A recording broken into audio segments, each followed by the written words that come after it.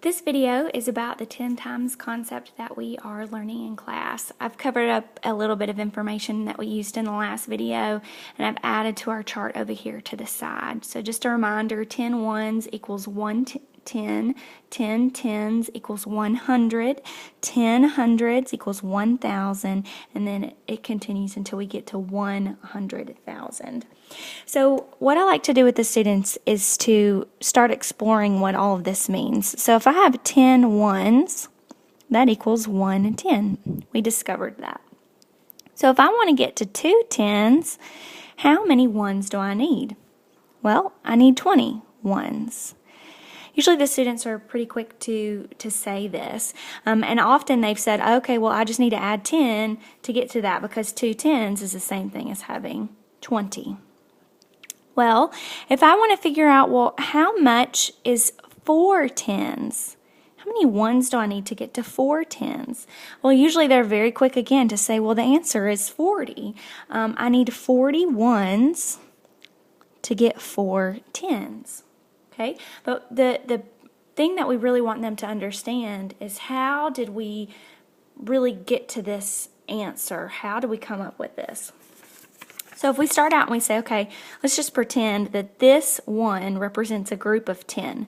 So here I have 10 ones, 20 ones, just like we did, 30 ones, 40 ones. Okay, so I have all of this figured out. I have 4 different groups, and in each group there are 10 ones. Okay, so I'm going to write that over here to the side. 4 groups of 10. Okay, so if I traded these out, I would easily get my tens here to represent 40. Okay, let's go back to this right here. When I talk with the students about multiplication, we often discuss that the X that represents the times sign or the multiplication sign actually means groups of.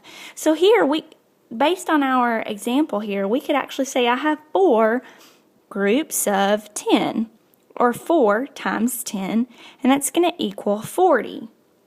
Just like we represented over here. It's just in a little bit of a different way.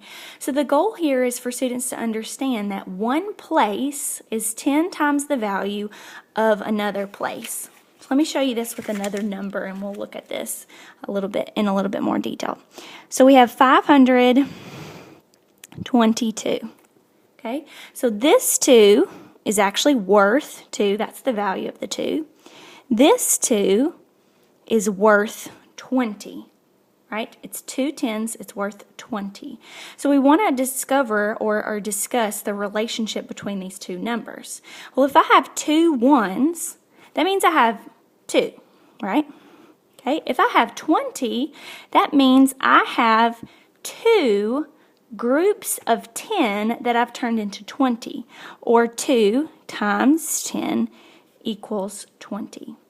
Okay, this is a concept that really takes a lot of time for the students to learn, so if they don't get it right off the bat, it's perfectly understandable. We will keep working on it.